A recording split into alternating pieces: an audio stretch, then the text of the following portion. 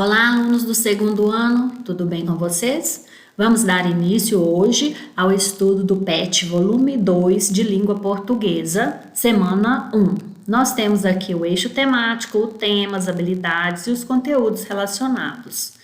Nesta semana, nós vamos falar de um tema que contém mais um dos gêneros textuais da língua portuguesa, que é o gênero textual lei. Vamos à apresentação. Olá, estudante! Que bom iniciarmos mais um plano de estudo tutorado, desta vez no segundo bimestre do nosso ano letivo. Nesta semana 1, iremos estudar um gênero textual de suma importância para a nossa sociedade, a lei. Para isso, você irá analisar um trecho de lei e conhecer algumas características do gênero. Antes de entendermos como uma lei é estruturada, precisamos saber como ela é criada. De modo geral, as leis são criadas pelos representantes do poder legislativo, ou seja, deputados federais, deputados estaduais ou vereadores. E devem ser sancionadas pelos representantes do poder executivo, presidente da República, governadores ou prefeitos. Após aprovada e sancionada, a lei se torna obrigatória naquele território. As leis pertencem à esfera jurídica e o seu texto segue, na maioria das vezes, uma estrutura comum. Vamos ver, então, como que é estruturado esse gênero textual, a lei. É um gênero textual que nem todos têm o hábito de ler, não é mesmo? Então, vamos conhecer. Identificação. Na identificação, nós temos aqui o brasão. Nós temos o nome do órgão que sancionou a lei, no caso a Presidência da República, Casa Civil, e lá na lei original vai haver também o nome e a data de publicação. Depois nós temos a ementa, que é a descrição da lei, é um resumo do que se trata a lei. Após a identificação e a ementa, nós temos o conteúdo da lei, ou seja, aquilo que o texto está regulamentando. O conteúdo ou corpo da lei pode ser organizado da seguinte forma. Primeiro, nós temos o título, que é um agrupamento temático mais amplo, né? Aqui nós temos um exemplo. Depois, nós temos os capítulos, que é um afunilamento da temática expressa no título. Temos um exemplo aqui. Depois, nós temos as seções, que é a parte mais específica contida dentro daquela temática, como aqui no exemplo. Além dessas divisões, nós podemos ter mais divisões dentro de uma lei que visam organizar a leitura e a compreensão de quem estiver lendo ou procurando alguma informação. Essas divisões são os artigos, os parágrafos, os incisos e as alíneas. Os artigos e os parágrafos sempre são representados pelos numerais, como vocês podem ver. Eu leio da seguinte forma: do número 1 ao número 9, eu leio em ordinal. Então, eu vou ter artigo 1º, artigo 2º, parágrafo 1º, parágrafo 2º e assim por diante. A partir do número 10, eu faço a leitura em cardinal. Então, eu tenho artigo 39, artigo 40, parágrafo 10, parágrafo 11, dessa forma. Nós temos também os incisos, que são simbolizados por algarismos romanos e a leitura é feita da mesma forma que os artigos e os parágrafos, mantendo os ordinais até o 9 e a partir do 10 em cardinal. Temos também as alíneas. As alíneas são subdivisões dos incisos e elas são simbolizadas por letras minúsculas, como vocês podem ver aqui. Depois de tudo isso, né, que contém a lei, vem a assinatura, que é a última coisa que nós teremos na lei. Quem assina é o chefe do poder responsável por ela. Nesse caso aqui, foi o presidente da Assembleia Constituinte que assinou a lei. Lá no final das atividades, está dando para vocês vários sites para que vocês possam aprender mais sobre esse assunto da semana 1. Nós vamos ver aqui a lei da Constituição, que é a que foi citada ali para vocês como modelo. Vejam só como ela é a lei original. da Constituição da República Federativa do Brasil de 1988. O que é essa Constituição? O que é essa lei?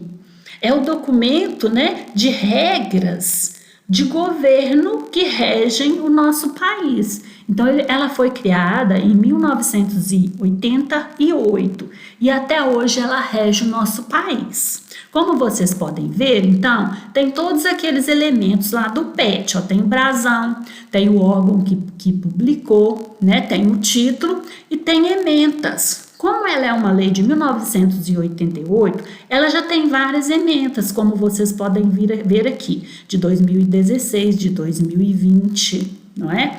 Então, essa é a estrutura de uma lei. Temos aqui também um preâmbulo. O que é um preâmbulo? É um parágrafo introdutório, né? Que vai falar aí o que representa o espírito em que foi criada a lei, né? Como vocês podem ver, olha aqui. Nós, representantes do povo brasileiro, reunidos em Assembleia Nacional Constituinte para instituir um Estado democrático destinado a assegurar o exercício dos direitos sociais e individuais, a liberdade, a segurança, o bem-estar, o desenvolvimento, a igualdade e a justiça, como valores supremos de uma sociedade fraterna, pluralista e sem preconceitos, fundada na harmonia social e comprometida na ordem interna e internacional, com a solução pacífica das controvérsias. Promulgamos, sobre a proteção de Deus, a seguinte Constituição da República Federativa do Brasil. Então, isso é o preâmbulo. Como vocês podem ver, tem os outros elementos que nós vimos lá, o título, né? Aqui o artigo, aqui os incisos, os parágrafos. Então, essa aqui é a Constituição, ó, o título, mais um capítulo, notem bem. Então, essa aqui é a Constituição brasileira, que está sugerindo que vocês pesquisem lá. Vocês podem ver com mais calma depois. Vamos voltar aqui para as atividades. Nós temos aqui a atividade número 1. Leia o trecho da Constituição brasileira e responda o que se pede. Artigo 3º. Constituem objetivos fundamentais da República Federativa do Brasil. Primeiro, construir uma sociedade livre, justa e solidária. Segundo, garantir o desenvolvimento nacional. Terceiro, erradicar a pobreza e a marginalização e reduzir as desigualdades sociais e regionais. Quarto, promover o bem de todos, sem preconceitos de raça, origem, sexo, cor, idade e quaisquer outras formas de discriminação.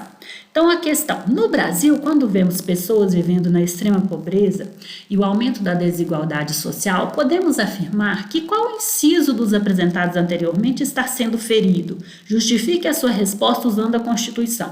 Qual inciso que falou de pobreza e desigualdade social? Então, tá bem fácil aqui, que é o terceiro, não é mesmo? Então, vocês vão responder aqui o terceiro e vão dar uma justificativa baseando-se nesse artigo 3º da Constituição brasileira. Questão 2. Agora, iremos ver um trecho da Lei de Diretrizes e Bases da Educação, lei que regulamenta a educação no Brasil. Leia o texto 1 e o texto 2 para responder o que se pede. Texto 1. Maria é uma garota de 11 anos que mora em uma área rural. Maria nunca frequentou a escola, pois a distância é grande e não há como ela chegar na escola. Texto 2. Artigo 2º. A educação, dever da família e do Estado, inspirada nos princípios de liberdade e nos ideais de solidariedade humana, tem por finalidade o pleno desenvolvimento do educando, seu preparo para o exercício da cidadania e sua qualificação para o trabalho. Artigo 3º. O ensino será ministrado com base nos seguintes princípios. Primeiro, igualdade de condições para o acesso e permanência na escola. Segundo, liberdade de aprender, ensinar, pesquisar e divulgar a cultura, o pensamento, a arte e o saber. Terceiro, pluralismo de ideias e de concepções pedagógicas. Quarto, respeito à liberdade e apreço à tolerância.